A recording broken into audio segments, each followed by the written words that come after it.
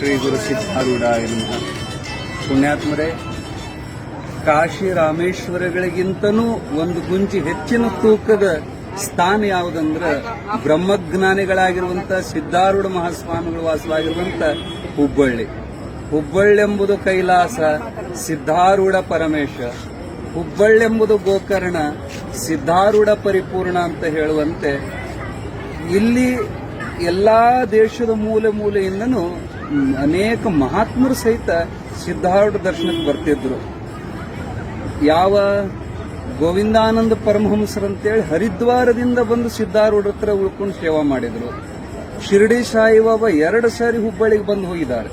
ಶಿರಡಿ ಸಾಯಿಬಾಬಾ ಮತ್ತೆ ಸಿದ್ಧಾರೂಢರು ಬೇಜವಾಡದ ಹತ್ರ ಕೃಷ್ಣಾ ನದಿ ದಂಡಿ ಒಳಗೆ 3 ತಿಂಗಳ ಕಾಲ ಜೊತೆಗಿದ್ರು.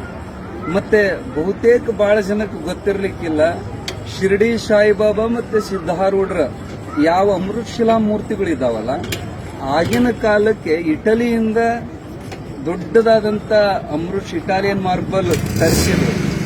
ಅದನ್ನ ಕೊಯ್ದು 2 ಭಾಗವನ್ನು ಮಾಡಿ, ಒಂದು ಕಲ್ಲಿನಿಂದ ಸಿದ್ಧಾರೂಢರ ಮೂರ್ತಿ, ಅದೇ ಇನ್ನೊಂದು ಕಲ್ಲಿನಿಂದ ಶಿರಡಿ ಬಾಬಾ ಅವರ ಮೂರ್ತಿ. ಅಂದ್ರೆ 2 ರೂಪದೊಳಗಿರುವಂತ ಒಬ್ಬರೇ ಮಹಾತ್ಮರು. ಇಂಥ ದೇಶದ ಮೂಲೆಯಿಂದ ಯಾವ ನಾಗಲಿಂಗಜ್ಜವರು, ಕೃಷ್ಣಾ ಶರೀಫ್ರು, ಗರಗದ ಮಡಿವಾಳಜ್ಜವರು, ಆಗ ಯಾವ್ಯಾವ ಮಹಾತ್ಮರು ಇದ್ರು ಪ್ರತಿಯೊಬ್ಬರು ಬಂದು ಸಿದ್ಧಾರೂಢ ದರ್ಶನ ತಗೊಂಡು ಹೋಗಿದ್ದಾರೆ. ಸ್ವಾಮಿ ವಿವೇಕಾನಂದರು ಸಹಿತ ಇಲ್ಲಿ ಬಂದು ಅಜ್ಜವ್ರ ದರ್ಶನ ಮಾಡಿ ಕೊನೆಗೆ ಪತ್ರಕರ್ತರು ಕೇಳಿದ್ರಂತೆ, ಸಿದ್ಧಾರೂಢರು ಭೇಟಿ ಆದ್ರಪ್ಪ, ಅಪ್ಪವ್ರ ಬಗ್ಗೆ ನಿಮಗೇನು ಅನ್ನಿಸ್ತು?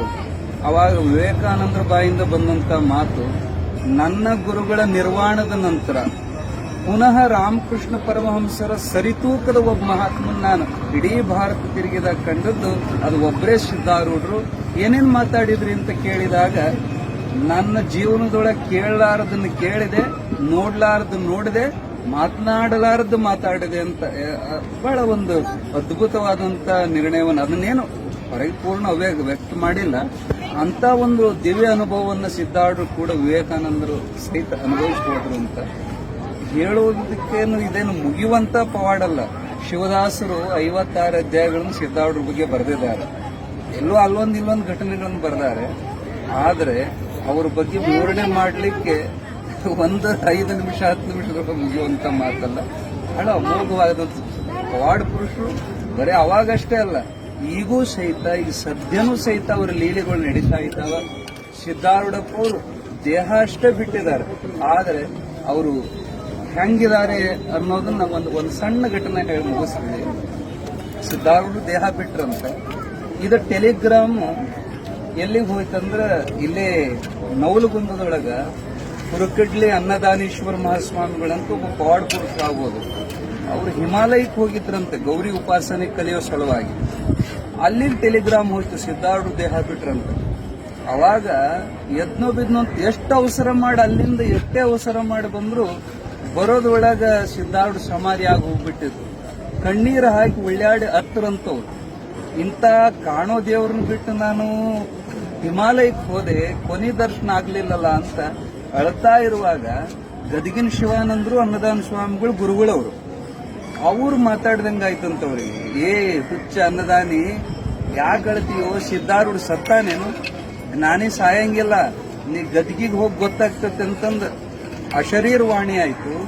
ಅವಾಗ ಅನ್ನದಾನ ಶಿವಗಳು ಗದ್ಗಿ ಒಳಗೆ ಹೋಗುವಾಗ, ಈಗೇನ್ ನೀವು ಅಲ್ಲಿ ಕಲ್ಲಿನ ಮೂರ್ತಿ ಐತ್ಲ, ಬಿಳಿ ಅಮೃತಶಿಲಾ ಮೂರ್ತಿ, ಸಾಕ್ಷಾತ್ ಆ ಮೂರ್ತಿ ನಗತಂತ ಅವ್ರು ನೋಡಿ, ಇದೇನು ಕಲ್ಲಿನ ಮೂರ್ತಿ ನಗ್ತತ್ತಲ್ಲ ಅಂತ ಆಶ್ಚರ್ಯ ಆಯ್ತು ಅವರಿಗೆ. ಅಪ್ಪ ಅಂತ ಹೋಗಿ ಅದನ್ನ ಅಪ್ಕೊಂಡಿದಾರ. ಕಲ್ಲು ಹೆಂಗ್ ಬಿರುಸ್ ಹತ್ತಂಗ್ ಬಿರುಸ್ ಹತ್ತಲಿಲ್ಲ ಅಂತ, ಅಗದಿ ಶರೀರ ಮೃದುವಾಗಿ ಮನುಷ್ಯರಂಗ್ ಹತ್ತಿತ್ತು. ಅಪ್ಪ ನೀ ಅದಿಯಲ್ಲ ಅಂತಂದು ಅದನ್ನ ಮೇಲೆ ಮುಖ ಎತ್ ನೋಡಿದ್ರೆ ಸಾಕ್ಷಾತ್ ಸಿದ್ಧಾರೂಢರು ಕಂಡ್ರಂತೆ. ಜ್ಞಾನಿ ಸಾಯ್ತಾನನಪ್ಪ ಅನ್ನದಾನಿ, ಯಾರ ಸತ್ತಾನ ಸಿದ್ಧಾರೂಢ ಅಂತ ತಿಳ್ಕೊಂಡಾರ ಅವ್ರ ಪಾಲಿಗೆ ನಾ ಸತ್ತೀನಿ, ಯಾರ ಅದಾನಂತ ತಿಳಿದಾರ ಅವ್ರ ಪಾಲಿಗೆ ಸೂರ್ಯಚಂದ್ರ ಇರೋತನ ನಾ ಇರ್ತೀನಂತ ಸಿದ್ಧಾರೂಢರು ಹೇಳಿದ ಮಾತು. ಅವರು ಅವತ್ತಿಗಷ್ಟೇ ಅಲ್ಲ, ಇವತ್ತಿಗೂ ಇದ್ದಾರೆ. ಅವ್ರು ಇದಾರೆ, ನಂಬಿ ಬಂದವರಿಗೆ ಬೇಡಿದ್ದು ಕೊಡ್ತಾ ಇದಾರೆ ಅಂತ ಹೇಳಿ ಲಕ್ಷ ಗಟ್ಟಲೆ ಜನ ಸಿದ್ಧಾರೂಢ ಜಾತ್ರೆಗೆ ಕೂಡ್ತಾರೆ. 3600ಕ್ಕಿಂತ ಹೆಚ್ಚು ಮಠಗಳು ಕರ್ನಾಟಕದೊಳಗೆ ಸಿದ್ಧಾರೂಢರು ಇದಾವೆ. ಇಷ್ಟು ಹೆಚ್ಚಿನ ಮಠಗಳು ಬರೇ ಕರ್ನಾಟಕದ ಸಂಖ್ಯೆ ಹೇಳ್ತಾ ಇದ್ವಿ. ಇದು 10 ವರ್ಷದ ಹಿಂದೆ ಸರ್ಚ್ ಮಾಡಿದ್ವಿ. ಈಗ ಮತ್ತೆ ಹೆಚ್ಚಾಗಿದಾವೆ. ಮತ್ತೆ ಆಂಧ್ರ, ಮಹಾರಾಷ್ಟ್ರ, ಗೋವಾ ಎಲ್ಲ ಕಡೆಗೂ ಅವರ ಭಕ್ತ ಮಂಡಳಿ ಐತಿ. ಇಂಥ ಮಹಾತ್ಮರು ನಮ್ಮ ಕರ್ನಾಟಕದೊಳಗೆ, ನಮ್ಮ ಹುಬ್ಬಳ್ಳಿಗಿರೋದೇ ನಮ್ಮ ಭಾಗ್ಯ ಅಂತ ಹೇಳ್ತಾರೆ. ಈ 400 ಪುಸ್ತಕಗಳನ್ನು ಭಗವಂತನ